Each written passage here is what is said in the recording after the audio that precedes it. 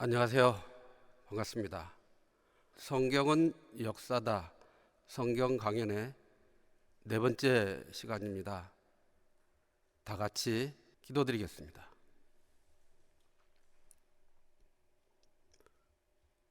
거룩하신 주님, 진심으로 감사를 드립니다. 이 성경 강연회를 주님께서 허락해 주시고 주님의 말씀으로 듣는 모든 이들에게 성경에 기록된 말씀으로 이끌어 가시는 것을 진심으로 감사드립니다. 성경 공부에 함께 참석한 모든 이들이 그 역사를 통해서 하나님께서 보여주시고자 하는 그 하나님의 놀라운 사랑을 더 깊이 알아가고 주님께서 창조자라고 하는 사실에 더 새로운 사실들을 발견하고 함께 공부하는 모든 이들이 주님께서 약속한 그 참사랑을 분명하게 말씀을 통해서 받아들이고 깨달아서 주님께서 약속하신 그 영원한 하늘나라에 함께 갈 수 있는 이들이 될 수 있도록 말씀으로 인도하여 주시기 바랍니다. 이 모든 말씀 예수 그리스도의 이름으로 기도드립니다. 아멘. 우리는 세 번의 강연을 통해서 하나님께서 역사를 어떻게 계획하고 하나님께서 역사를 통해서 무엇을 알려주시고자 하는 것인지, 그 역사를 주관하시는 이가 누구이신지 그 내용을 성경의 예언과 예언대로 진행되고 이루어진 사실을 통해서 창조자의 능력을 알아가는 시간을 가졌습니다. 먼저 오늘 히브리서 1장을 읽고 계속 역사를 생각해 보겠습니다. 히브리서 1장입니다. 신약성경 353페이지 정도 되겠습니다. 1장 1절 옛적의 선지자들로 여러 부분과 여러 모양으로 우리 조상들에게 말씀하신 하나님이 이 모든 날 마지막에 아들로 우리에게 말씀하셨으니 이 아들을 만유의 후사로 세우시고 또 저로 말미암아 모든 세계를 지으셨느니라. 이는 하나님의 영광의 광채시요 그 본체의 형상이시라. 그의 능력의 말씀으로 만물을 붙드시며 죄를 정결케 하는 일을 하시고 높은 곳에 계신 위엄의 우편에 앉으셨느니라. 여기 1절을 보시면 옛적의 선자들로 여러 부분과 여러 모양으로 우리 조상들에게 말씀하신 하나님이라고 기록이 되어 있는데 3일 동안 함께 공부하시면서 연대표를 가지고 그리고 구약의 창세기, 출애굽기, 그리고 레위기, 신명기 계속 우리는 찾아가면서 하나님의 말씀이 살아있는 것을 우리는 확인을 했습니다. 예언대로 세상의 역사가 흘러가는데 이스라엘 역사는 어떻게 예언이 되어서 흘러가는지 이사야서 43장을 통해서 나는 이스라엘의 창조자여 너희의 거룩한 왕이니라 라고 하는 말씀을 통해서 하나님이 이스라엘을 창조해서 이끌어 가시는 그 이유와 그 목적이 어디 있는지 그 내용을 계속 알아가고 있습니다. 놀랍기만 하고 하나님의 능력의 말씀이 그대로 역사 속에서 살아있는 것을 알았습니다. 그런데 옛적에 선지자들로 여러 부분 여러 모양으로 예레미야 선지자를 통해서 다니엘 선지자를 통해서 이스라엘 예루살렘의 운명에 관한 예언의 말씀, 그리고 실제로 그 역사가 어떻게 성취가 되었는지 그것을 증거하는 유적과 유물들, 이런 내용들을 실제로 확인해 가면서 성경이 사실이구나라고 하는 것을 분명하게 알아가는 시간이 되었습니다. 이렇게 구약에 기록되어 있는 그런 많은 말씀들, 선지자들을 통해서 하나하나 여러 부분과 여러 모양으로 하나님이 직접 역사를 주관하셨던 것을 알 수 있는데, 그렇게 여러 선지자들을 통해서 하나님의 비밀을 그 종 선지자들에게 보이셨던 그 하나님이, 말씀으로 계속 증거하셨던 그 하나님이 이 모든 날 마지막에 아들로 우리에게 말씀하셨으니 라고 하는, 육신을 입고 사람의 모양으로 하나님의 독생자 예수 그리스도가 이 땅에 오셔서 이제 많은 사람들에게 들려주시고 보여주셨던 것이 무엇인지를 우리는 계속 성경을 찾아가며 생각을 해보고자 합니다. 2절을 보시면 이 모든 날 마지막에 아들로 우리에게 말씀하셨으니 이 아들을 만유의 후사로 세우시고 또 저로 말미암아 모든 세계를 지으셨느니라. 모든 세상 만물을 지으신 창조자라고 하는 것을 확실하게 밝혀놓고 계십니다. 하나님의 아들 독생자 예수 그리스도는 비록 이 땅에 인간의 모습으로 사람의 모양으로 나타나셨지만 그분은 창조자라고 하는 것을 말씀하고 계십니다. 3절, 이는 하나님의 영광의 광채시요 그 본체의 형상이시라. 그의 능력의 말씀으로 만물을 붙드시며, 능력의 말씀으로 만물을 붙드신다고 하는 이 말씀, 밤마다 하늘을 쳐다보면 매일 떠오르는 달, 초생달, 그리고 반달이 되는 거죠. 상현달이라고 하죠. 그리고 보름달, 그리고 금음달, 이렇게 매월 달의 모양이 변해가면서 하나님을 증거하고 있는, 저녁마다 하늘을 쳐다봤을 때 증거하고 있는 하나님이 만들어 놓은 달, 아침이면 붉은 태양이 떠오르고 모든 세상을 환하게 비춰주는 그 태양, 다 하나님을 증거하는 피조물들입니다. 저녁마다 이 땅에 비춰주는 그 많은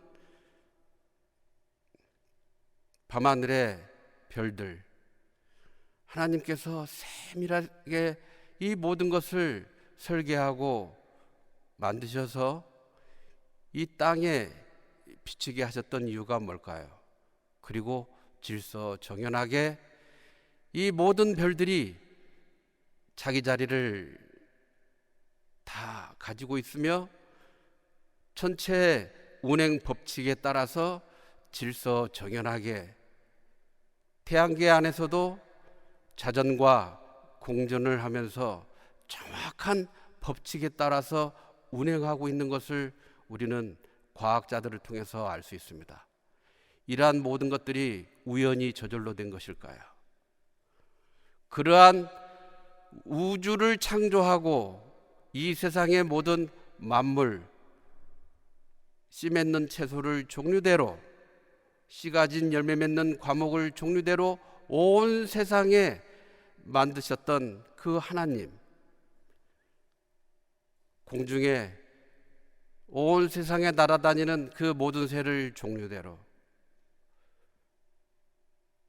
강의 물고기, 바다의 물고기, 이 물고기들을 큰 것부터 작은 것까지 그 종류대로, 이 땅의 짐승과 육축을 그 종류대로, 기어다니는 그 모든 것을 그 종류대로 하나님이 세밀하게 이 모든 것을 만드시고 법칙을 가지고 모든 것을 운행하고 계시는 이 하나님이 똑같은 하나님으로서 역사를 만들어서 역사를 경영하시고 그 역사의 중심에 이스라엘을 두시고 하나님이 그 역사를 이끌어 가시는 이유가 어디에 있을까요? 이렇게 천지를 창조하시고 역사를 이끌어 가시는 그 하나님은 이 땅에 예수라고 하는 이름을 가지고 사람의 모양으로 나타난 그분을 창조자라고 성경은 기록하고 있습니다. 그분이 이 땅에 육신을 입고 오시기 전에 그분은 아들 하나님으로서 창조자가 되어 이 모든 것들을 다 만드셨던 그 하나님이 사람의 모양으로 오셨던 것입니다. 그리고 그 능력의 말씀으로, 그 법칙으로 질서 정해난 모든 세상에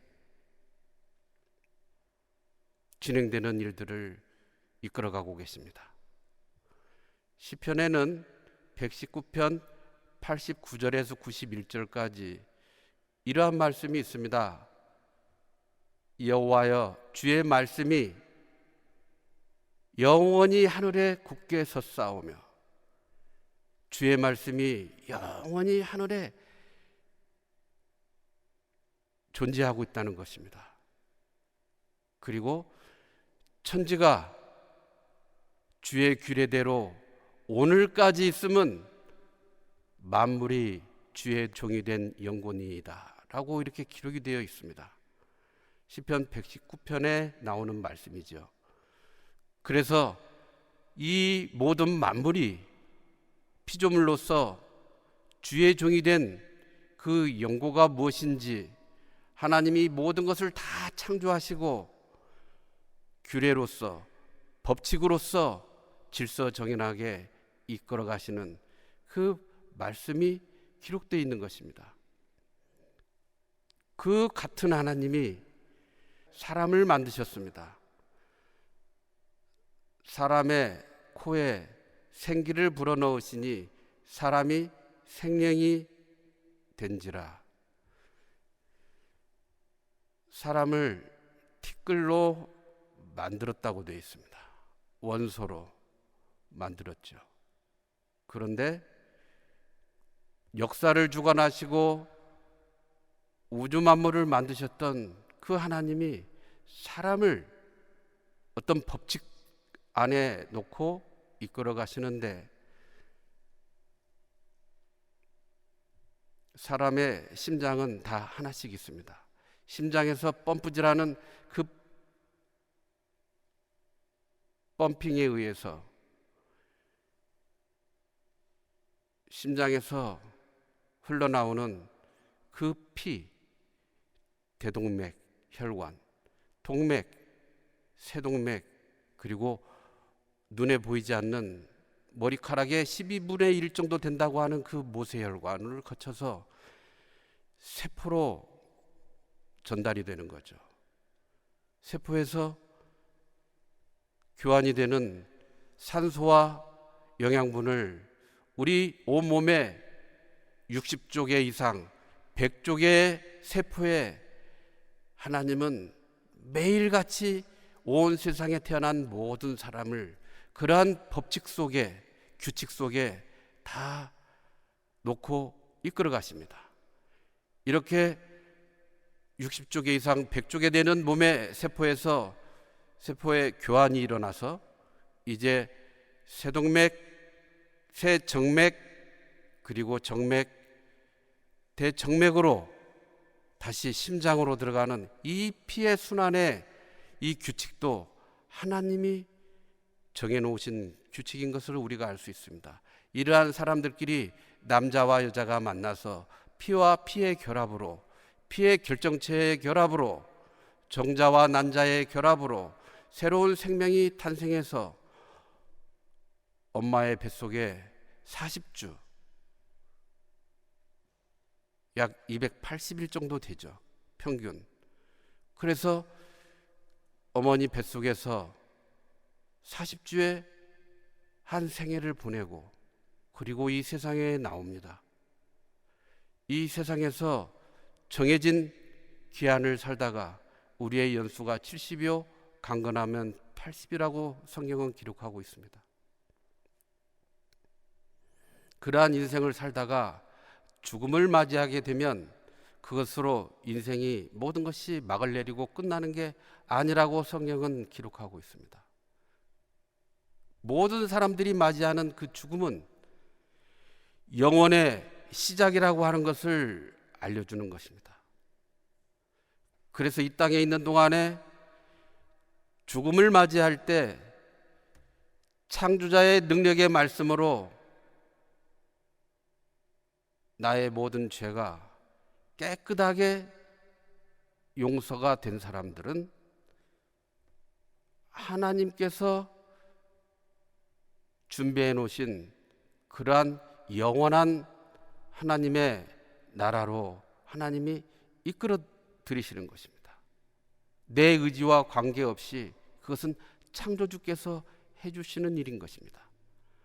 이 땅에 살아있는 모든 사람들은 반드시 이 능력의 말씀으로 죄를 정결케 하는 일을 하신 이 하나님의 아들 예수 그리스도의 말씀에 복종을 해야 되는 것입니다.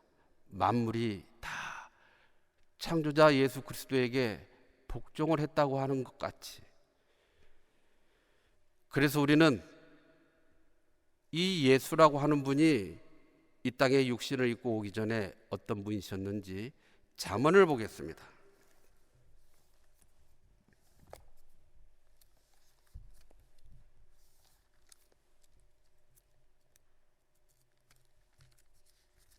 잠언 8장인데요. 구약성경 8장, 잠언 8장 22절부터 보겠습니다. 918페이지 정도 되겠습니다. 22절. 여호와께서 그 조화의 시작 곧 태초에 일하시기 전에 나를 가지셨으며 만세전부터 상고부터 땅이 생기기 전부터 내가 세움을 입었나니 아직 바다가 생기지 아니하였고 큰 샘들이 있기 전에 내가 이미 났으며 산이 세우심을 입기 전에 언덕이 생기기 전에 내가 이미 났으니 하나님이 아직 땅도 들도 세상 진토의 근원도 짓지 아니하셨을 때에라. 그가 하늘을 지으시며 궁창으로 해면에 두르실 때에 내가 거기에 있었고 그가 위로 구름 하늘을 견고하게 하시며 바다의 샘들을 힘있게 하시며 바다의 한계를 정하여 물로 명령을 거스리지 못하게 하시며 또 땅의 기초를 정하실 때에 내가 그 곁에 있어서 창조자가 되어 날마다 그 기뻐하신 바가 되었으며 항상 그 앞에서 즐거워하였으며. 이 아들 하나님이, 독생하신 하나님이 우리에게 나타나셨다고 하는 그 말씀이 요한복음 1장에 기록이 되어 있죠. 그래서 구약에 말씀이 육신이 되어 우리 가운데 거하심에 우리가 그의 영광을 보니 아버지의 독생자의 영광이요 은혜와 진리가 충만하더라 라고 하는 요한복음 1장에 있는 말씀이 무엇을 의미하는지, 이 땅에 하나님의 아들 독생자 예수는 창조자라고 하는 것을 기억하시고 그분이 이 세상의 모든 역사를 주관하셨던 그 여호와 하나님이셨다고 하는 것도 여러분들이 이 성경 공부를 통해서 알아간다면 우리 모두에게 너무나 은혜로운 시간이 계속 이어질 것입니다. 그러면 여러 부분, 여러 모양으로 말씀하셨던 그 하나님이 다니엘 선지자를 통해서 세상의 역사를 어떻게 예언을 해서 역사가 진행이 계속 이어졌는지 그 내용을 살펴보겠습니다. 다니엘서 2장을 보겠습니다.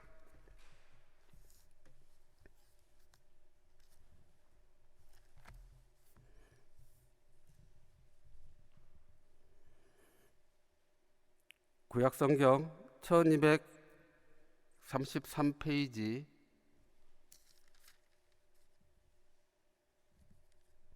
구약성경 2장 44절 45절을 읽겠습니다. 이 열왕의 때에 하늘의 하나님이 한 나라를 세우시리니 이것은 영원히 망하지도 아니할 것이요 그 국권이 다른 백성에게로 돌아가지도 아니할 것이요 도리어 이 모든 나라를 쳐서 멸하고 영원히 설 것이라. 이 세상에 바벨론 제국, 그리고 페르시아 제국, 헬라 제국, 그리고 로마 제국에 이어서 이 이방의 역사가 계속 이어지는 그 역사가 다 끝나는 것을 얘기하는 것입니다. 45절 왕이 사람의 손으로 아니하고 산에서 뜨인 돌이 철과 놋과 진흙과 은과 금을 부서뜨린 것을 보신 것은 크신 하나님이 장래일을 왕께 알게 하신 것이라. 이 열방의 이 세상의 모든 역사가 이렇게 종지부를 다 끝내고 역사가 다 끝나고 이제 하나님이 계획하신 천년 왕국이 이 땅에 도래한다. 이 땅에 준비가 돼서 이제 천년 왕국이라고 하는 역사가 이어진다고 하는 것을 말씀하는 것입니다. 이 뜨인 돌이 역사 속에서 하나님의 아들 예수 그리스도께서 다시 두 번째 이 땅의 만왕의 왕으로 오셔서 이 모든 세상의 역사를 다 끝내고 이 천년 왕국을 통치하는 그 내용이 되겠습니다. 연대표를 보시겠습니다. 지금 구약 성경 기록에 다니엘서가 기록되어 있는 성경이 이렇게 표시가 되어 있습니다. 이 다니엘은 BC 603년경에 이제 느부갓네살 왕의 꿈의 해석을 하게 되는 것이죠. 그런데 이어지는 역사의 예언이 바벨론 제국부터 시작해 가지고 메데 파사, 페르시아 제국, 그리고 그리스, 헬라 제국으로 이어지고 이제 로마 제국으로 이어지는 역사가 예언이 되어 있습니다. 놀랍죠. 그런데 천년 왕국이라고 하는 이 뜨인 돌, 예수님이 지상에 재림을 하면서 이제 이 세상 모든 열왕들과 함께 싸움을 하게 됩니다. 이 큰 전쟁에서 이제 다 멸해버리고 회복된 그리스도가 통치하는 시대죠. 천년 왕국이 이렇게 천년 동안 진행이 된다고 하는 것을 다니엘 선지자는 먼 미래까지 이렇게 예언을 했었던 것입니다. 현재 우리는 2021년에 살고 있는 사람들입니다. 현재.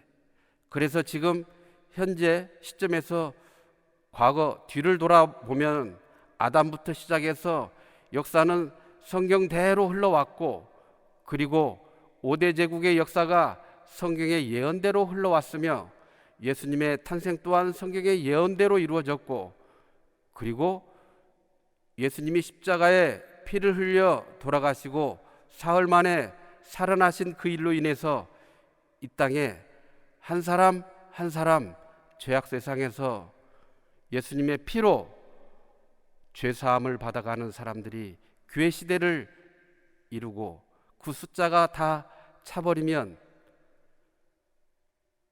공중으로 들려 올라가는 앞으로의 머지않은 미래에 그 일이 예언이 되어 있습니다. 예고가 되어 있는 것이죠. 그리고 이 땅에서는 다니엘이 예언했던 이스라엘의 마지막 한 일에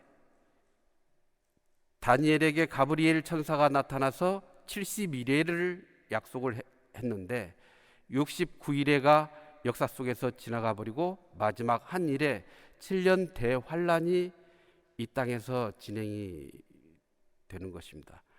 이 이스라엘 민족이 겪어야 할 7년 대환란까지 다니엘 선지자는 예언을 한 것입니다. 다니엘서 9장을 보겠습니다.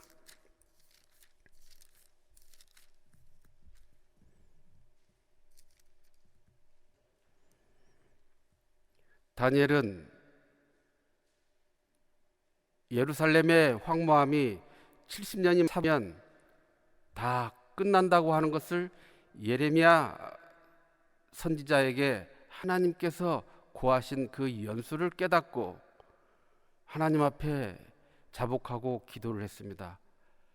이렇게 바벨론 이방 땅에 와서 하나님의 백성들이 노예 생활을 하게 된 이 고난의 이 일은 이스라엘 모든 백성들이 하나님께 범죄를 했다고 하는 그 내용, 그 내용은 모세의 율법대로 되었다고 하는 것을 발표했습니다. 13절, 모세의 율법에 기록된 대로 이 모든 재앙이 이미 우리에게 임하였사오나 우리는 우리의 죄악을 떠나고 주의 진리를 깨닫도록 우리 하나님 여호와의 은총을 간구치 아니하였나이다. 이렇게 다니엘은 하나님 앞에 자복하고 기도를 했을 때 가브리엘 천사로부터 이스라엘의 역사의 기한을 알게 됩니다.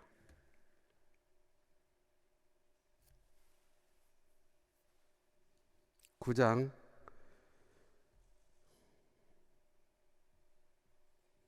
24절, 네 백성과 네 거룩한 성을 위하여 70일에로 기한을 정하였나니 허물이 마치며 죄가 끝나며 죄악이 영속되며 영원한 의가 드러나며 이상과 예언이 응하며 또 지극히 거룩한 자가 기름 부음을 받으리라. 지극히 거룩한 자가 기름 부음을 받는다고 하는 이 메시아에 대한 예언까지 다니엘은 하게 되는 것이죠. 25절, 그러므로 너는 깨달아 알지니라. 예루살렘을 중건하라는 영이 날 때부터 기름 부음을 받은 자 곧 왕이 일어나기까지 7일에와 62일에가 지날 것이요 그때 곤란한 동안에 성이 중건되어 거리와 해자가 이룰 것이며 62일의 후에 기름 부음을 받은 자가 끊어져 없어질 것이며 장차 한 왕의 백성이 와서 그 성읍과 성소를 회파하려니와 그의 종말은 홍수의 엄몰됨 같을 것이며 또 끝까지 전쟁이 있으리니 황폐할 것이 작정되었느니라. 그가 장차 많은 사람으로 더불어 한 일해 동안의 언약을 굳게 정하겠고 그가 그 일의 절반에 제사와 예물을 금지할 것이며 또 잠포하여 미운 물건이 날개를 의지하여 설 것이며 또 이미 정한 종말까지 진노가 황폐케 하는 자에게 쏟아지리라 하였느니라. 이제 기름 부음 받은 자가 끊어지는 이 땅에 하나님의 아들 예수 그리스도가 메시아로서 그리스도로서 약속된 이스라엘 땅에 오셨습니다. 그런데 그 하나님의 아들 예수 그리스도를 메시아로 알아보지 못하고 십자가에 못 박아 죽게 만들었습니다. 그렇게 해서 69일에가 지나간 것입니다. 이제 이 다니엘이 다니엘서 9장에서 예언하고 있는 한 이레가 남아 있습니다. 그 한 이레가 7년으로서 대환란에 일어날 동안의 모든 내용이 요한계시록에 예언적으로 다 기록이 되어 있습니다.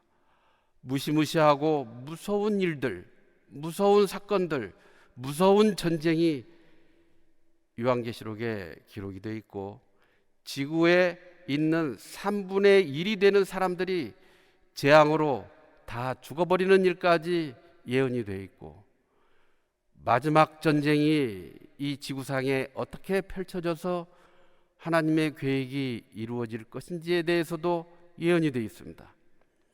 다니엘은 이렇게 이스라엘의 역사의 기한의 연수를 분명히 가브리엘 천사를 통해서 받게 되었습니다. 예루살렘을 중건하라고 하는 이 영은 페르시아 제국 시대의 아닥사스다 왕이죠. BC 445년에 예루살렘을 중건하라고 하는 그 영이 발표가 되었던 것입니다.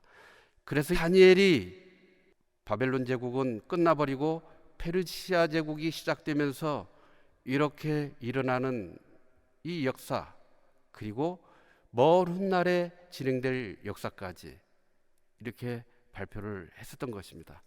그런데 다니엘이 예언한 기록 중에 이 세상의 역사가들을 깜짝 놀라게 만드는 역사가 기록이 되어 있습니다. 다니엘서 11장 내용입니다. 2절부터 보겠습니다. 이제 내가 참된 것을 네게 보이리라. 보라, 바사에서 또 새 왕이 일어날 것이요, 이때는 예언하는 시점이 BC 536년경으로 기록이 되는 시점입니다. 그 후에 넷째는 그들보다 심히 부유할 것이며 그가 그 부유함으로 강하여진 후에는 모든 사람을 격동시켜 헬라국을 칠 것이며, 그래서 그 유명한 살라미스 해전 그리고 마라톤 전투, 이러한 내용들이 역사 속에서 이루어지는 것을 알 수 있습니다. 결국 페르시아는 전쟁에서 지게 됩니다. 그리고 헬라국이라고 하는 그 헬라 제국에 통치하는 한 왕이 등장을 합니다. 알렉산드로스 대왕. 3절에 예언이 되어 있습니다. 장차 한 능력 있는 왕이 일어나서 큰 권세로 다스리며 임으로 행하리라. 그런데 훗날 BC 약 330년 정도 되는 거죠. 이 알렉산드로스 왕이 이제 제국의 왕으로 등장하는 그 예언까지 그대로 이루어진 것을 역사 속에서 알 수 있습니다. 4절, 그러나 그가 강성할 때 그 나라가 갈라져 천하 사방에 나누일 것이나 그 자손에게로 돌아가지도 아니할 것이요. 알렉산드로스가 전쟁 원정길에서 갑자기 죽게 됩니다. 33살의 나이입니다.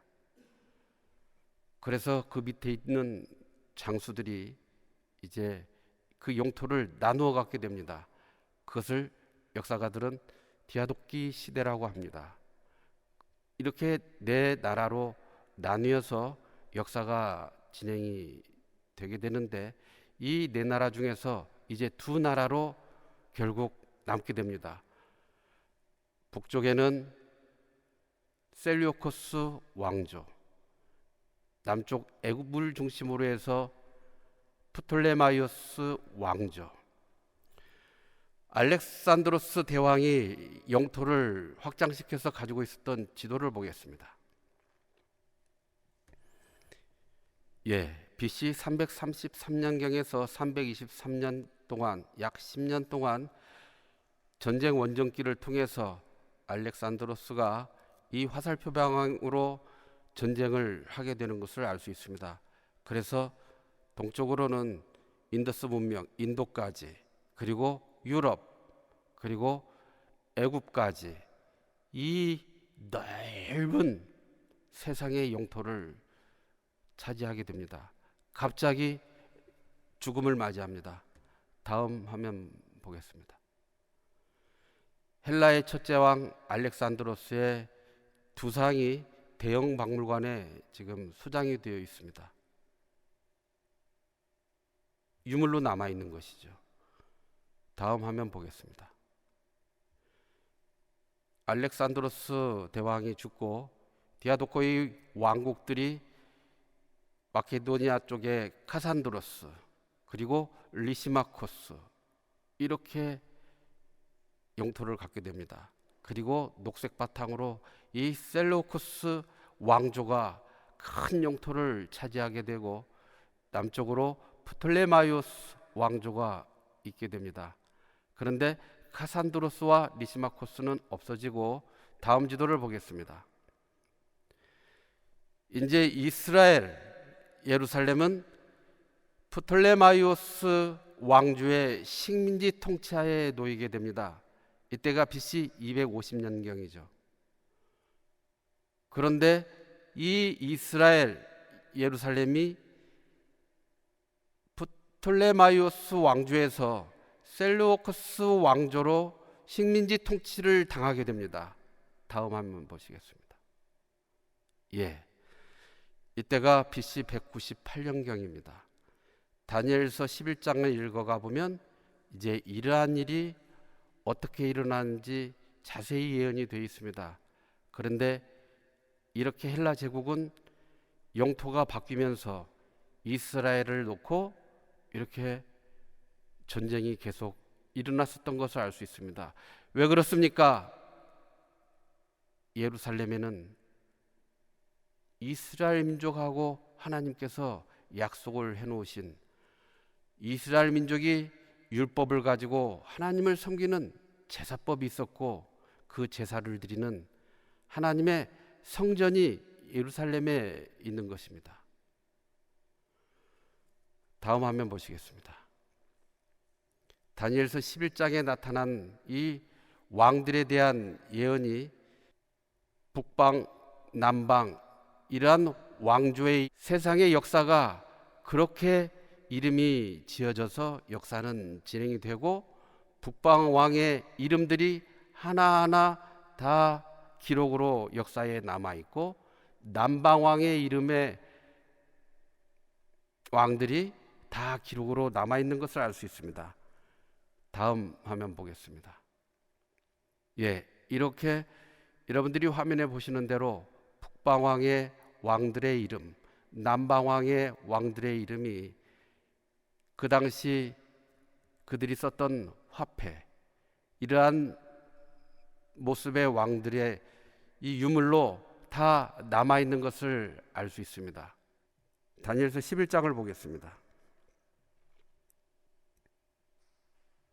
6절을 보시면 5절 6절 남방의 왕은 강할 것이나 그 군들 중에 하나는 그보다 강하여 권세를 떨치리니 그 권세가 심히 클 것이요 몇 해 후에 그들이 서로 맹약하리니 곧 남방 왕의 딸이 북방 왕에게 나가서 화친하리라 하는 남방 왕 북방 왕의 전쟁과 서로 침공하는 내용들이 쭉 역사의 시간 속에서 나오게 됩니다. 그런데 여기 31절 32절을 보시면 군대는 그의 편에 서서 성소 곧 견고한 곳을 더럽히며 매일 드리는 제사를 폐하며 멸망케 하는 미운 물건을 세울 것이며 그가 또 언약을 배반하고 악행하는 자를 괴울로 타락시킬 것이나 오직 자기의 하나님을 아는 백성은 강하여 용맹을 바라리라. 셀루오코스 왕조의 안티오쿠 4세 에피파네스라고 하는 그 왕이 이스라엘을 식민지 통치하면서 예루살렘에 있는 성전을 모독하는 일이 발생이 됩니다. 이 BC 167년경에 있었던 성전을 모독했던 안티오쿠스 4세는 이러한 일을 할 것이라고 하는 것이 예언이 돼 있었고, 실제로 헬라 자국의 역사 속에 BC 167년경, 그러니까 시간이 훌쩍 350년 가까이 지나가는 그런 시간이 되는 것이죠. 그래서 이렇게 성전을 모독하는, 그리스 신을 섬기는, 제우스 신을 섬기는 그러한 일들을 하나님의 백성들, 유대의 민족에게 강요를 하고, 그리고 더러운 우상들을 섬기게 만들고, 그리고 유대 민족들이 할례하는 그 율법을 지키는 그 일을 회방하고, 할례 받는 자들을 다 아주 잔인하게 죽이는 그 무서운 일들을 범했던 안티오쿠스 4세. 여기에 맞서는 그때 당시에 마카비 형제들의 항쟁이 시작이 됩니다. 안티오쿠스 4세, 그의 군대들과 싸우는 시간이 3년 정도 흘러갑니다. 그래서 BC 164년경에 이 마카비 형제들로 중심이 된 이 싸움은 결국 이기는 것입니다. 안티오쿠스 4세로부터 시작됐던 그 성전 모독했던 그 사람들과 싸워서 이겼습니다. 그리고 그 성전을 다시 찾아서 깨끗하게 정화를 합니다. 그리고 율법대로 하나님을 섬기는, 그래서 그것을 하나님 앞에 봉헌하는 그 예식을 갖게 되는 거죠. 그것을 봉헌절이라고 합니다. 요한복음 10장에 특별히 수전절로 기록이 되어 있고, 이 수전절이 유대 민족의 역사 속에 해마다 이것을 지키는데, 이것을 하누카절기라고 하는 것입니다. 그런데 많은 세상 사람들은 이 내용들을 잘 모르죠. 안티오쿠스 4세가 어떠한 일을 저질렀는지 안티오쿠스 4세 자료를 보겠습니다. 성전을 더럽힌 안티오쿠스 4세, 그리고 이 안티오쿠스 4세와 싸웠던 마카비 항쟁의 내용이 지금 다니엘서 11장에 예언이 되어 있는데, 예언대로 역사가 진행이 되어 버린 것입니다. 얼마나 놀랄 일입니까? 이 안티오쿠스 4세의 흉상이 지금 박물관에 유물로 남아있는 것입니다. 다음 자료 보겠습니다. 이게 사실인 겁니다.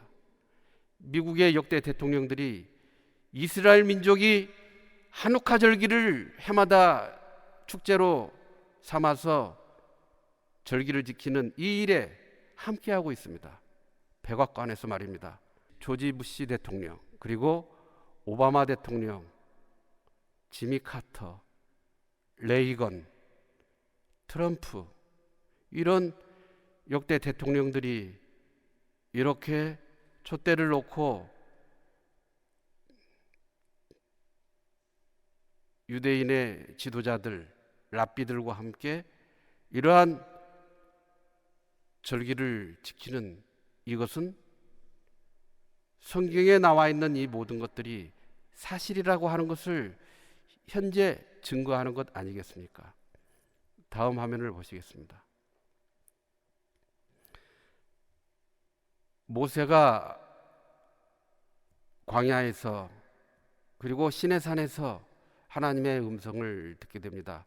그리고 시내산에서 율법을 받고 성막을 지으라고 하는 그 말씀대로 그들은 성막을 짓게 됩니다.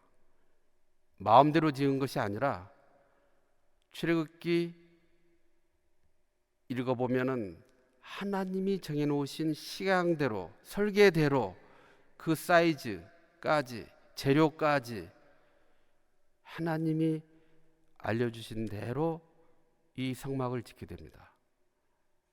하나님을 섬기는 제사인데 이 성막에서 이스라엘 백성들이 살면서 지었던 그 모든 죄를 깨끗하게 용서받는 그러한 제사를 드리는 곳입니다.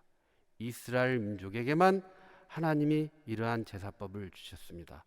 아무 나라에게도 이같이 행치 아니하고 오직 이스라엘에게만 행하셨다고 하는 시편 147편에 있는 말씀 생각해 보시기 바랍니다.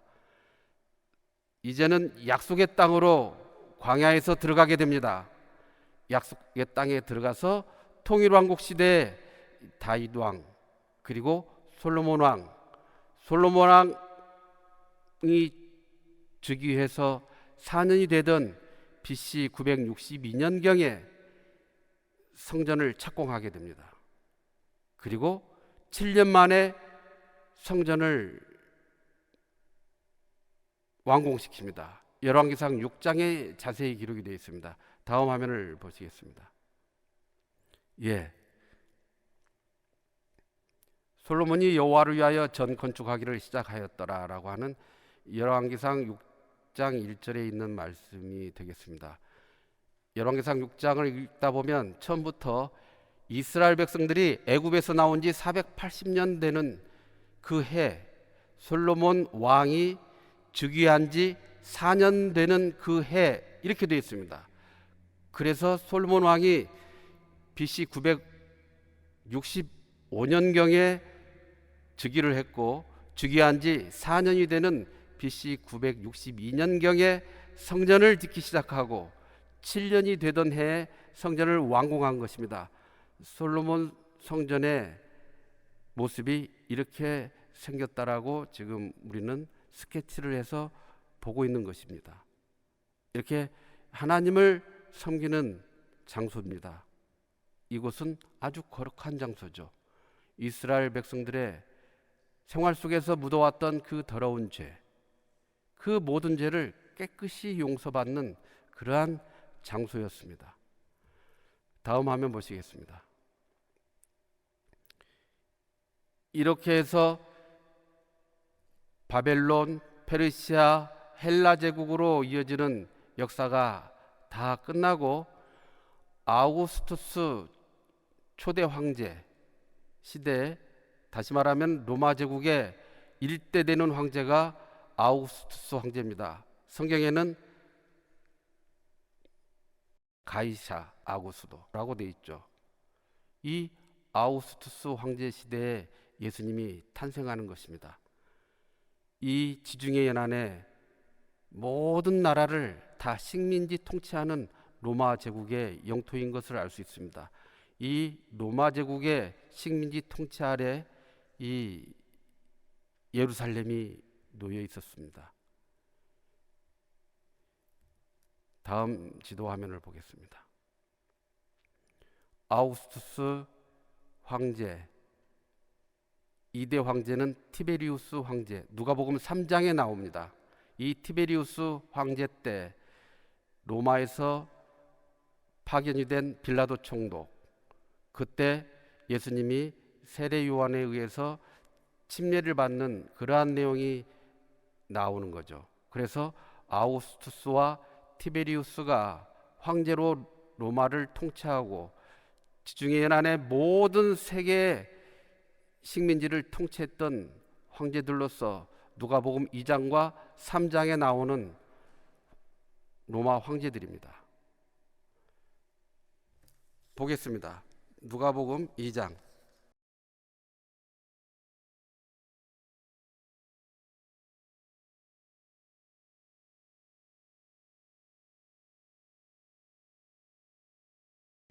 신약성경 89페이지 정도 되겠습니다. 2장 1절. 이때에 가이사 아구스도가 영을 내려 천하로 다 호적하라 하였으니, 가이사 아구스도는 케사르 아우구스투스 황제입니다. 천하로 식민지 통치를 하고 있는 전 세계 모든 나라에 다 호적을 하라고 명을 내렸습니다. 이것은 세금을 걷어들이기 위한 것을 알 수 있습니다. 2절. 이 호적은 구레뇨가 수리아 총독되었을 때 첩번한 것이라 모든 사람이 호적하러 각각 고향으로 돌아가매 요셉도 다윗의 집 족속인 고로 갈릴리 나사렛 동네에서 유대를 향하여 베들레헴이라 하는 다윗의 동네로 그 정혼한 마리아와 함께 호적하러 올라가니 마리아가 이미 잉태되었더라. 거기 있을 그때에 해산할 날이 차서 마다들을 낳아 강보로 싸서 구유에 뉘었으니 이는 사관에 있을 곳이 없음이로라. 갈릴리 나사렛이라고 하는 그 마을에서 성령으로 잉태가 된 이 내용이 마태복음 1장에 자세하게 기록이 되어 있습니다. 여기 표시해 놓고요. 마태복음 1장을 보겠습니다.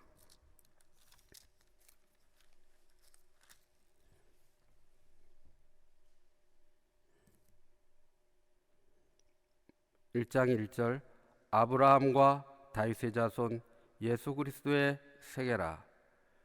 하나님은 아브라함을 선택했습니다. 아브라함에게 많은 약속을 해주셨습니다. 창세기 3장 15절에 여자의 후손의 약속을 이루기 위해서 하나님께서는 한 민족, 한 나라를 계획하셨습니다. 이스라엘을 창조하시는 것입니다. 그리고 그 이스라엘의 맨 처음 조상 아브라함에게 네 씨로 말미암아 천하 만민이 복을 얻을 것이라고 하는 말씀을 창세기 22장에서 해주십니다. 그런데 2절 아브라함이 이삭을 낳고 이삭은 야곱을 낳고 야곱은 유다와 그 형제를 낳고 하는 아브라함, 이삭 그리고 야곱의 피로 이어지는 이 혈통을 따라서 하나님의 약속을 받고 이 민족은 하나님의 계획 속에 놓이게 됩니다. 그리고 야곱 시대에 애굽에 들어가는 것입니다. 하나님은 야곱의 12아들 중에 유다라고 하는 그 아들을 통해서 그 계통에서 여자의 후손을 이루기 위한 그 일을 발표하십니다. 그 내용은 창세기에 기록이 되어 있습니다. 야곱이 후일에 되어질 그 내용에 대해서 야곱이 죽기 전에 예언을 합니다.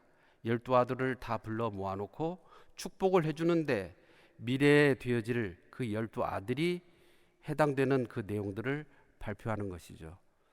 그래서 유다 지파를 통해서 그 계보가 이어지는 것입니다. 그런데 여기 16절 보면 야곱은 마리아의 남편 요셉을 낳으니 마리아에게서 그리스도라 칭하는 예수가 나시니라. 마리아에게서 그리스도라 칭하는 예수가 나는데 18절 예수 그리스도의 나심은 이러하니라. 그 모친 마리아가 요셉과 정혼하고 통거하기 전에 성령으로 잉태된 것이 나타났더니 그 남편 요셉은 의로운 사람이라 저를 드러내지 아니하고 가만히 끊고자 하여 이 일을 생각할 때에 주의 사자가 현몽하여 가로되 다윗의 자손 요셉아 네 아내 마리아 데려오기를 무서워 말라. 저에게 잉태된 자는 성령으로 된 것이라. 아들을 낳으리니 이름을 예수라 하라. 이는 그가 자기 백성을 저희 죄에서 구원할 자이심이라 하니라. 아주 자세하게 요셉에게 들려주는 것입니다. 요셉은 얼마나 놀랬겠습니까? 자기하고 결혼하기로 돼 있는 약혼녀 마리아였습니다. 마리아하고 잠자리를 하지도 않았는데 마리아가 잉태를 한 사실을 알게 됐습니다.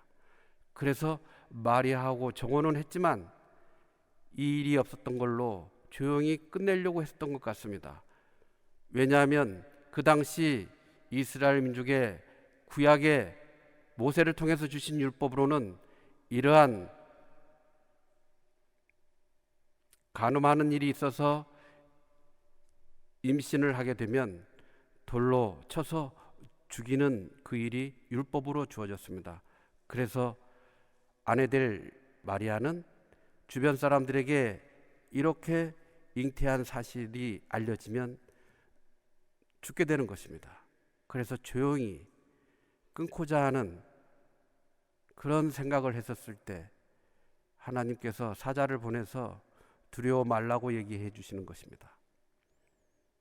그리고 이런 일이 그 약혼녀 마리아에게 일어나는 것은 구약 성경에 기록되어 있는 그 약속의 말씀을 이루는 것이라고 하는 것을 알려주는 것입니다.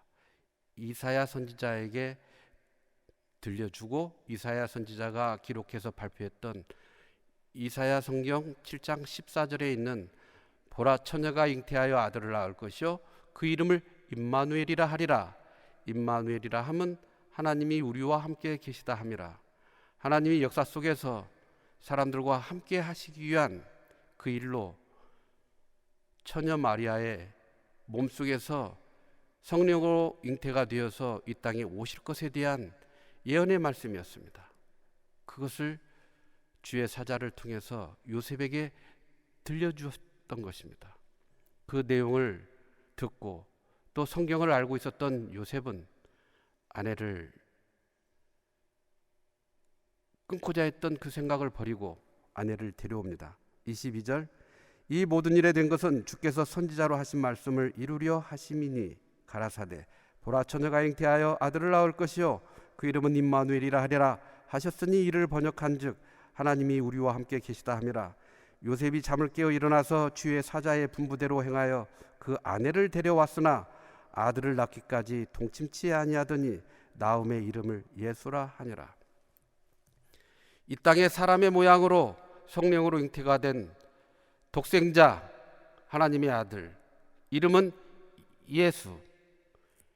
이렇게 예수님이 성령으로 잉태가 되셨던 것입니다. 그래서 누가복음 2장을 아까 읽었을 때 로마 황제 케사르 아우구스투스 황제가 천하에 호적을 하라고 명령을 했을 때 갈릴리 나사렛에서 이런 잉태의 선물을 받았지만 그곳에서 출산을 해야 되는데 그곳에서 출산을 하지 않고 아기를 낳지 않고 호적을 하러 베들레헴까지 내려오는 것입니다. 고향이 베들레헴이었기 때문에 베들레헴으로 내려왔습니다. 요셉과 마리아는 고향이 그렇게 베들레헴으로 되어 있었던 거죠. 그래서 황제의 명령을 따르기 위해서 베들레헴에서 아기를 낳게 되는데 이 내용을 구약 성경 여러 부분 여러 모양으로 선지자들에게 말씀하셨던 그 하나님은 미가 선지자를 통해서 예수님 탄생 700여 년 전에 베들레헴이라고 하는 곳에서 태초부터 계셨던 상고에부터 계셨던 하나님의 아들이 이 땅에 오실 것을 베들레헴에 탄생할 것을 미리 예언을 했습니다. 베들레헴 에브라다야 너는 유다족 속중에 작을지라도 너를 다스릴 자가 네게서 내게로 나올 것이라 그의 근본은 상고의 태초에니라. 베들레헴에서 탄생한다는 그 내용이 미가 선지자에 의해서 발표가 돼 있었기 때문에 누가복음 다시 표시해 놓은 곳으로 가겠습니다. 2장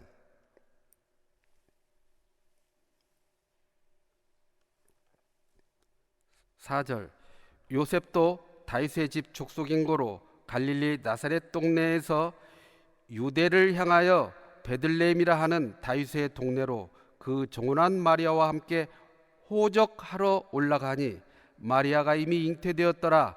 거기 있을 그때 해산할 날이 차서 맏아들을 낳아 강보로 싸서 구유에 뉘었으니 이는 사관에 있을 곳이 없음이로라. 베들레헴에서 그냥 우연히 탄생을 한 것이 아니었던 것입니다. 로마 황제를 하나님은 동원해서 구약 선지자의 말씀을 이루기 위한 베들레헴으로 호적하러 간 요셉과 마리아의 그 움직임은 구약 성경의 미가 선지자의 그 말씀을 그대로 이루는 거였습니다. 미가 성경을 보겠습니다. 미가서 5장입니다.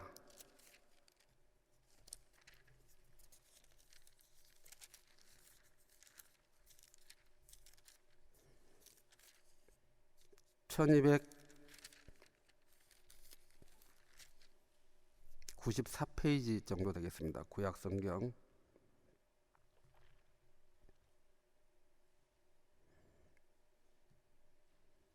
예수님 탄생 약 700여 년 전에 미가라고 하는 선지자를 통해서 5장 2절 베들레헴 에브라다야 너는 유다 족속 중에 작을지라도 이스라엘을 다스릴 자가 네게서 내게로 나올 것이라 그의 근본은 상고의 태초이니라. 이분은 하나님이라고 이사야 선지자는 밝혀놓았습니다. 예수님 탄생 740여 년 전에 이사야 선지자는 이는 한 아기가 우리에게 낳고 한 아들을 우리에게 주신 바 되었는데 그 어깨에는 정사를 메었고 그 이름은 기묘자라 모사라 전능하신 하나님이라 영존하시는 아버지라 평강의 왕이라 할 것임이라 라고 하는 이사야 선지자를 통해서 한 아기가 이 땅에 오시는 그 아기는 전능하신 하나님이라고 하는 것을 성경에 발표해 놨던 것이죠. 그분이 베들레헴이라고 하는 이스라엘 땅에 탄생을 하시기로 예언이 돼 있었기 때문에 로마 제국 시대에 700여 년이 흐른 그 뒤에 마리아라고 하는 처녀가 요셉과 함께 그렇게 베들레헴으로 갔다고 하는 이 정말 영화의 한 장면처럼 생각을 해볼 수 있는 부분입니다. 다시 이스라엘 예수님 탄생 당시의 지도를 보겠습니다. 확대를 좀 해보겠습니다. 갈릴리 북쪽 지방의 나사렛이라고 하는 그 마을에서 성령으로 잉태가 되었습니다. 그리고 로마 황제 아우구스투스의 호적을 하라고 하는 명령을 따라서 내려오게 됩니다. 남쪽으로 내려와서 베들레헴의 고향에 도착해서 이곳에서 아기를 낳았는데 그 아기는 전능하신 하나님이었습니다. 창조자세요. 이 전능하신 하나님이 이 땅에 오셨습니다. 요한복음 3장을 보겠습니다.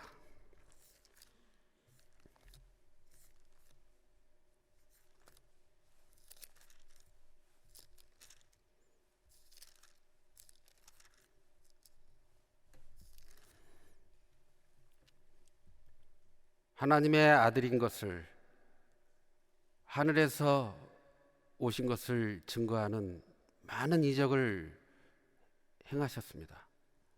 그리고 예수님을 따르는 많은 이들에게 이렇게 말씀하셨습니다.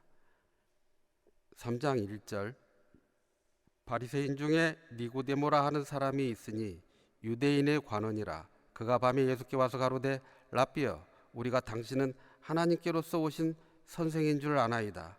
하나님이 함께 하시지 아니하시면 당신의 행하시는 이 표적을 아무라도 할 수 없음이니이다. 예수께서 대답하여 가라사대 진실로 진실로 네게 이르노니 사람이 거듭나지 아니하면 하나님 나라를 볼 수 없느니라. 니고데모가 가로되 사람이 늙으면 어떻게 날 수 있삼나이까? 두 번째 모태에 들어갔다가 날 수 있삼나이까? 예수께서 대답하시되 진실로 진실로 네게 이르노니 사람이 물과 성령으로 나지 아니하면 하나님 나라에 들어갈 수 없느니라. 육으로 난 것은 육이요 성령으로 난 것은 영이니 내가 네게 거듭나야 하겠다는 말을 기이 여기지 말라.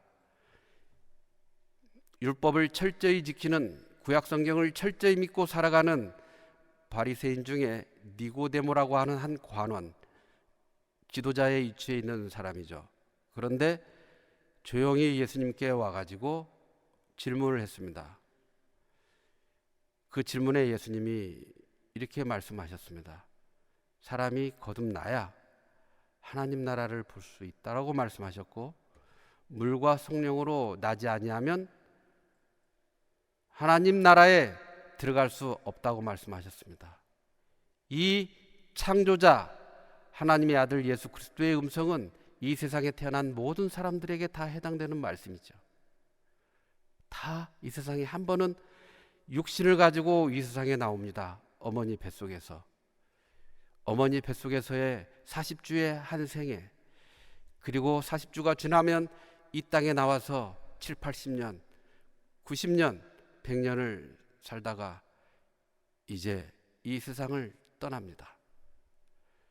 물과 성령으로 다시 나지 못하면, 육으로 난 것은 육이요 성령으로 난 것은 영이니 내가 네게 거듭나야 하겠다는 말을 귀히 여기지 말라. 반드시 다시 거듭나야 되는 것입니다. 모든 성경에 기록된 말씀대로 역사가 진행이 되었고, 성경에 기록되어 있는 말씀대로 하나님이 이 모든 것을 다 창조하셨다고 되어 있고, 그 똑같은 하나님이 사람을 만들어서 사람을 이 땅에서 법칙 속에서 살아갈 수 있게 만들어 두셨고, 이제는 다시 나는 그 일은 하나님이 만들어 놓은, 하나님이 말씀하신 다시 나야 되는, 거듭나야 되는 그 일이 있지 않으면 하나님이 계획하신 하나님 나라에 들어갈 수가 없습니다. 우리는 성경을 정확히 이해를 해야 됩니다. 그리고 예수님은 그 이스라엘 땅에서 메시아를 기다리고 그리스도를 기다리고 로마의 식민지 통치하에 있었던 그들이었기에 그들은 계속 그리스도를 기다리고 있었습니다. 그런데 예수님이 오셔서 많은 이적을 행하시면서 들려주시는 말씀은 마태복음 7장을 보겠습니다.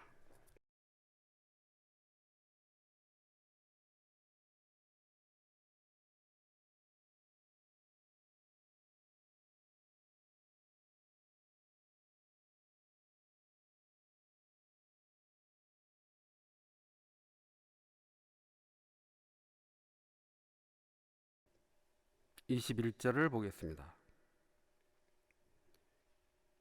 23절까지 읽겠습니다. 나더러 주여 주여 하는 자마다 천국에 다 들어갈 것이 아니요 다만 하늘에 계신 내 아버지의 뜻대로 행하는 자라야 들어가리라. 그날에 많은 사람이 나더러 이르되 주여 주여 우리가 주의 이름으로 선지자 노릇하며 주의 이름으로 귀신을 쫓아내며 주의 이름으로 많은 권능을 행치 아니하였나이까 하리니 그때 내가 저희에게 밝히 말하되 내가 너희를 도무지 알지 못하니 불법을 행하는 자들아 내게서 떠나가라 하리라. 그렇게 이스라엘 사람들이 그리스도를 갈망하고 기다리고 있었습니다. 그리고 예수님을 따라다니는 사람들이 많았습니다. 그런데 예수님을 따라다니는 그 많은 사람들에게 나더러 주여 주여 하는 자마다 다 천국에 들어갈 것이 아니요 다만 내 아버지의 뜻대로 행하는 자라야 들어가리라. 얼마나 놀라운 엄청난 말씀입니까? 하나님을 모르는 것도 아닌 사람들에게 주여 주여 내가 주의 이름으로 선지자 노릇하고 내가 주의 이름으로 귀신을 쫓아내고 하나님을 철저히 믿는 사람들이라고 하는 것을 말하는 것입니다. 그런데 그들을 향해서 아무리 귀신을 쫓아내고 선지자 노릇을 하고, 선지자 노릇은 성경을 가르치는 그 이치에서 그 일을 하는 사람들을 얘기하는 것이죠. 그 시대의 말입니다. 그런데 그렇게 해서는 안 된다. 반드시 내 아버지의 뜻대로 행하는 자라야 천국은 들어갈 수 있다고 하는 것을 말씀하셨습니다.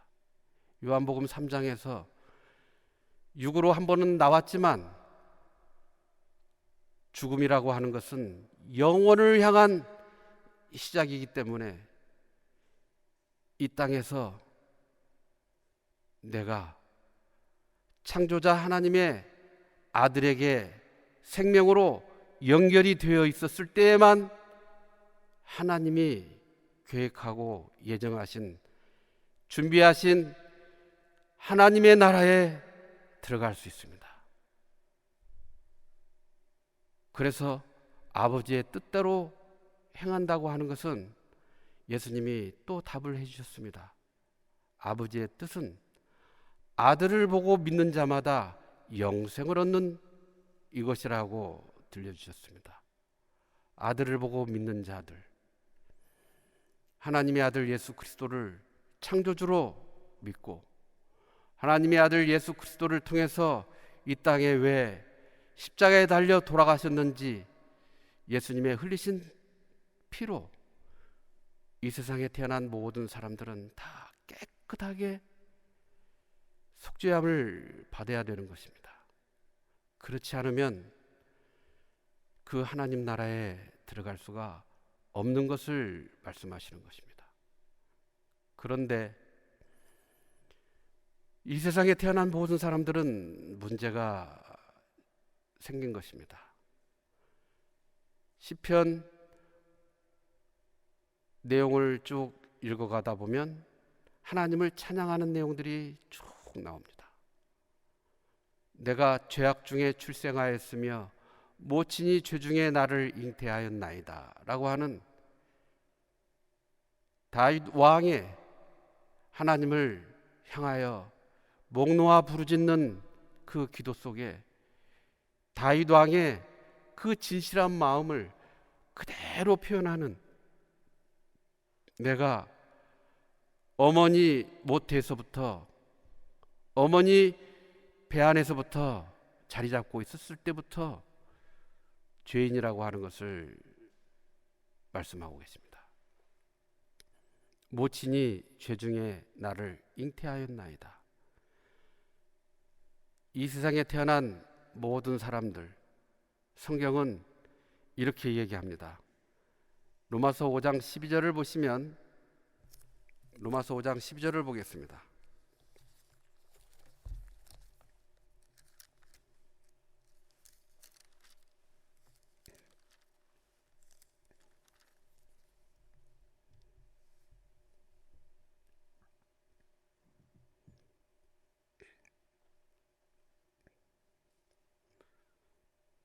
이러므로 한 사람으로 말미암아 죄가 세상에 들어오고 죄로 말미암아 사망이 왔나니 이와 같이 모든 사람이 죄를 지었으므로 사망이 모든 사람에게 이르렀느니라. 아담에 관한 이야기를 우리는 첫날부터 연대표를 가지고 우리는 계속 함께 하나님의 말씀을 상고하고 묵상하는 시간을 계속 가졌습니다. 연대표를 보겠습니다. 현재 나는 2021년도에 살고 있습니다. 성경을 지금까지 한 번도 본 일이 있을 수도 있습니다. 그리고 성경을 너무 많이 읽으신 분도 계실 것입니다. 그리고 무신론자도 계실 수 있습니다. 상관없습니다. 그렇지만 이러한 성경을 통해서 밤마다 밤하늘에 반짝거리는 별들과 그리고 창조자 하나님을 증거하는 그 달을 보면서 어떻게 매달 다른 저러한 모습으로 우리에게 비춰주고 있는지 신기하다. 낮에 농사를 짓든지 풀을 바라보든지 강물에 가서 바닷가에 가서 살아있는 물고기들을 눈으로 보든지 아니면 들과 산에 가서 산천초목을 들여다보든지 그 산천초목에 되어지는 그 법칙들이 그냥 저절로 된 것일까? 사계절의 법칙이 그냥 이루어질까? 어쩜 그렇게 질서정연하게 순서에 맞게 이런 일이 이루어질까? 이러한 것을 계속 생각하면서 창조자를 발견하게 되시는 분들, 그 창조자의 이름은 이 땅에 사람의 모습으로 오신 하나님의 아들 예수 그리스도. 지금 현재 나는 맨 처음 첫사람 아담의 피가 유전이 되어서 이 땅에 태어난 사람이라고 하는 것을 부인할 수가 없습니다. 그래서 아담의 운명에 우리는 갇혀 있고 아담이 하나님의 말씀을 거역함으로 말미암아 범죄자가 되어버렸기 때문에 이 세상에 태어난 모든 사람들은 하나님 앞에 죄인이라고 하는 것을 성경은 이야기한다고 계속 함께 공부를 해왔습니다. 그 죄인으로서 살아가는 삶의 모습은 마음에 깊은 병을 안고 살아가는 여러 가지 형태가 있습니다. 마음의 근심거리, 여러 종류의 마음의 근심거리가 있지 않겠습니까? 사업하시는 분들이나 아니면 공부하시는 분들, 많은 학식을 얻으신 분들 중에도 마음의 근심은 자기만이 아는 것입니다. 그것은 타인이 참여할 수 없습니다. 마음의 고통은 다른 사람들이 함께 할 수가 없다고 되어 있습니다. 그리고 웃음 뒤에도 사람에게는 슬픔이 도사리고 있다고 성경은 얘기합니다. 잠언 14장을 한번 보겠습니다.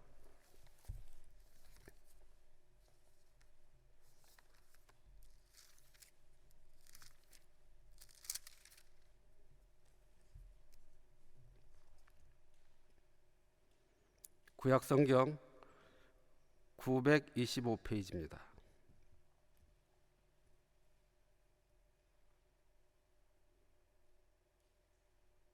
지금부터 3000년 전에 기록된 말씀입니다. 14장 10절, 마음의 고통은 자기가 알고 마음의 즐거움도 타인이 참여하지 못하느니라. 각자 지금 현재 이렇게 성경 공부하시는 모든 분들 혼자만이 지니고 있는 어떤 고통이 있으십니까? 예수님은 이 땅에 오셔서 말씀하셨습니다. 수고하고 무거운 짐진 자들아 다 내게로 오라. 내가 너희를 쉬게 하리라. 나는 온유하다. 내 멍에는 가볍다. 예수님께 의지하면 됩니다. 예수님은 창조주십니다. 이 모든 창조의 능력을 갖고 있으신 분이 여러분들 마음속에 있는 그 마음의 고통 다 해결해 줄 수 있으신 능력자이십니다. 예수님은 말씀하셨습니다. 너희는 근심하지 말라. 하나님을 믿으니 또 나를 믿어라.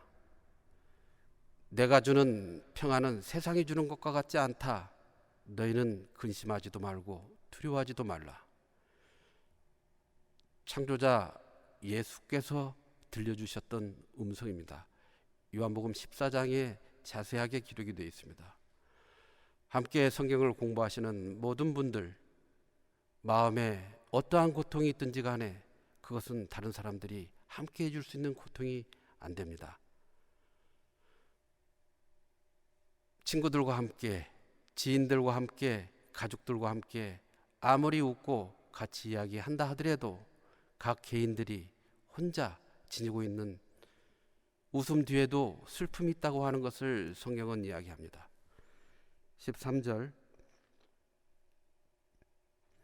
웃을 때에도 마음에 슬픔이 있고 즐거움의 끝에도 근심이 있느니라. 짐승은 이러한 것이 없습니다. 짐승은 이러한 것이 정말 없습니다. 왜냐하면 사람의 영혼은 하늘로 올라가고 짐승의 영혼은 땅 곧 그 아래로 내려가는, 사람에게만 영원을 사모하는 마음을 하나님이 주셨습니다. 전도서 3장 11절에 그렇게 기록이 되어 있습니다.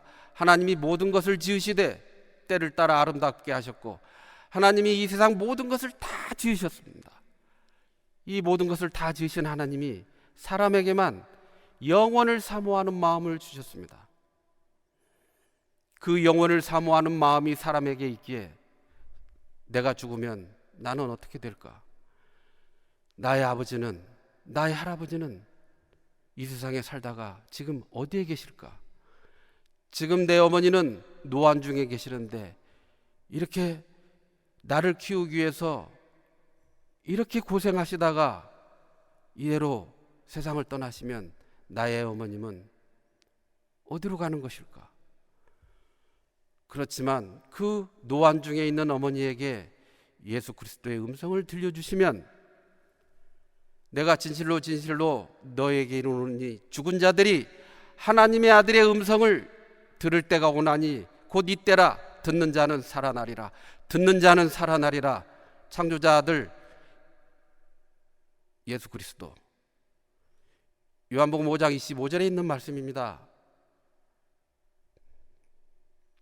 이 세상에 태어난 모든 사람들은 하나님 보시기에 다 죽어 있습니다. 그렇지만 이 성경 말씀을 갖다가 들려주시면 됩니다. 능력의 말씀으로 만물을 붙드시고, 히브리서 1장 2절에 있는 말씀을 오늘 시작할 때 읽었습니다. 옛적의 선지자들로 여러 부분과 여러 모양으로 우리 조상들에게 말씀하신 하나님이 창세기 1장부터 창조를